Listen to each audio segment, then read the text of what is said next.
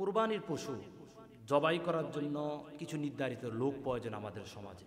এটা মসজিদের ইমাম হতে পারে, এটা মসজিদের খাদেম হতে পারে, মসজিদের মুয়াজ্জিন হতে পারে, কিংবা মসজিদের খতিব হতে পারে, অথবা মসজিদের ইমাম, মসজিদের খতিব, মসজিদের মুয়াজ্জিনের বাহিরেও আপনি যেই পশু জবাই করছেন সেটা আপনি নিজেও করতে পারেন, তাতে কোনো প্রবলেম নেই।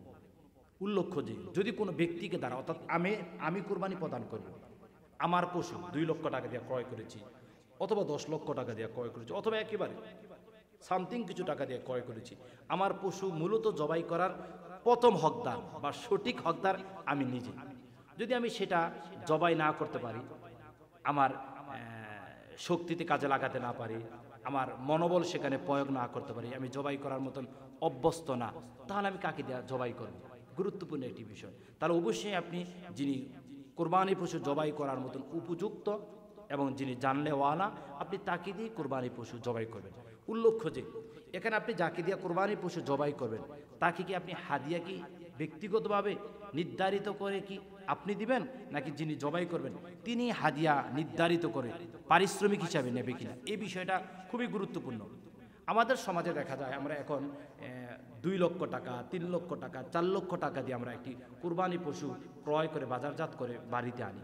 কিন্তু একজন মসজিদের খাদেম অথবা একটা মাদ্রাসার তলবি ইলম তারা কুরবানির পশু জবাই করছে। আপনি দেখা গেছে 2 লক্ষ টাকা দিয়ে একটি গরু ক্রয় করেছেন, 3 লক্ষ টাকা দিয়ে একটা গরু ক্রয় করেছেন, 1 লক্ষ টাকা দিয়ে একটা গরু ক্রয় করেছেন, কিন্তু আপনি যাকে দিয়ে কোরবানিটা করালেন সেই সম্মানিত দায়িত্বশীলকে আপনি ওইভাবে সম্মানিত করতে পারলেন না। আপনার বিবেকের কাছে আমার প্রশ্ন, 5 লক্ষ টাকা দিয়ে আপনি গরু ক্রয় করছেন কোরবানি দেওয়ার জন্য, হাসিল করতে গিয়ে আপনি হাজার হাজার টাকা দিয়ে আসতে পারলেন। গরু ক্রয় করার ক্ষেত্রে ডানে বামে 2-1টা কথা বলে আপনার গরু কিনে দিয়েছে বা গরু ক্রয় করার ব্যবস্থা করে দিয়েছে, তাকে আপনি মোট করে 2000, 4000, 5000 টাকা দিয়ে আসতে পারলেন। কিন্তু যার মাধ্যমে আল্লাহু আকবার, বিসমিল্লাহ আল্লাহু আকবার বলে আপনার কুরবানিটা করে আপনার গোস্ত খানাটা যিনি হালাল করে দিলেন, তার জন্য আপনার 200 টাকা, 500 টাকা, 1000 টাকা হাতে ওঠে না। এটা তো বড় লজ্জার বিষয় আমি মনে করি। আপনার বিবেকের কাছে প্রশ্ন করা দরকার। আমি 5 লক্ষ টাকা দিয়ে একটি কোরবানি করলাম, একটি পশু জবাই করলাম, আমি 10 লক্ষ টাকা দিয়ে একটা পশু জবাই করলাম, কিভাবে একজন মসজিদ ইমামের হাতে 200 টাকা হাদিয়া দেয়, কিভাবে 300 টাকা হাদিয়া দেয়, কিভাবে 500 টাকাও আমার হাতে ওঠে না? আপনার একটু বিবেকের কাছে আপনি প্রশ্ন করুন, আপনি একটু প্রশ্ন করুন। এটা তাকে হাদিয়া আপনি দিচ্ছেন না, আপনি ভাববেন এটা হাদিয়া। হাদিয়া বিষয়টা হচ্ছে অন্যরকম, কিন্তু এটা তার পারিশ্রমিক, এটা তার উজরাত, তাকে আপনার দিতেই হবে। এমনকি যিনি আপনার পশু জবাই করবেন, কুরবানির পশু, তিনি যদি ধার্য করে যদি বলেন আমাকে এত টাকাই দিতে হবে, তাকে যদি আপনি যদি কুরবানি করেন তাহলে এত টাকাই দিতে হবে, কারণ এটা হচ্ছে তার হক। সে আপনার হকটা, আপনার কাজটা সে পূর্ণ করছে। তাহলে আপনাদের কাছে আমার উদাত্ত আহ্বান থাকবে, আপনারা যারা এই পশু জবাই করবেন, লক্ষ টাকার উপরে দিয়ে আপনি পশু ক্রয় করছেন, কিন্তু একজন মসজিদের ইমামকে আপনি 500 টাকাও হাদিয়া দিতে পারেন না, আপনি 200-300 টাকা হাদিয়া দেন, তারপর আপনি মনে মনে ভাবেন কত টাকা ইমামকে দিয়ে ফেলেছি, কত টাকা খাদেমকে দিয়ে ফেলেছি, কত টাকা মুয়াজ্জিনকে দিয়ে ফেলেছি। আপনার বিবেকের কাছে প্রশ্ন করুন, আপনার নিজেকে কোশ্চেন করুন, আমি আসলে কি করলাম? যার মাধ্যমে আমি কোরবানিটাকে হালাল করছি সর্বশেষ পন্থায়, তাকে আমি এত কম টাকা কিভাবে হাদিয়া দিই? একটু বিবেককে প্রশ্ন করুন। একটু বিবেকের কাছে যদি আপনার প্রশ্ন থাকে, আশা করি আপনি উত্তর পাবেন। আমার মনে পড়ে একটি ছোট্ট ঘটনা বলি।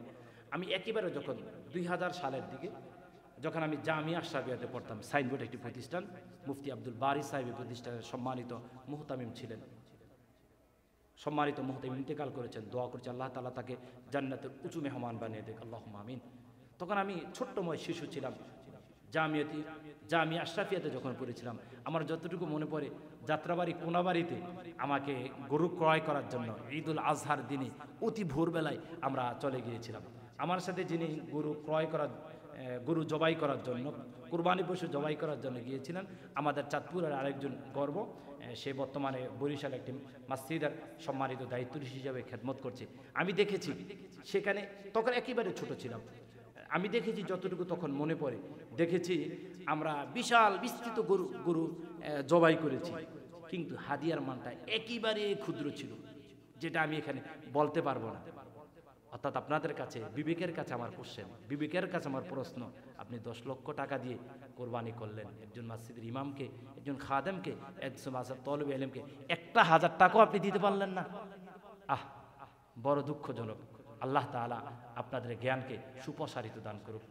সম্মানিত দায়িত্বশীল যারা আপনার খেদমত করছে তাদের ব্যাপারে আপনার অন্তরকে আল্লাহ তাআলা প্রশস্ততা দান করুক। এই হাদিয়াটা তার উজরাত, তার পারিশ্রমিক তাকে অবশ্যই দিতে হবে। আল্লাহ সুবহানাহু ওয়া তাআলা আমাদের সবাইকে সম্মানিত দায়িত্বশীলদেরকে সম্মান করার তৌফিক দান করুক। আল্লাহুম্মা আমিন।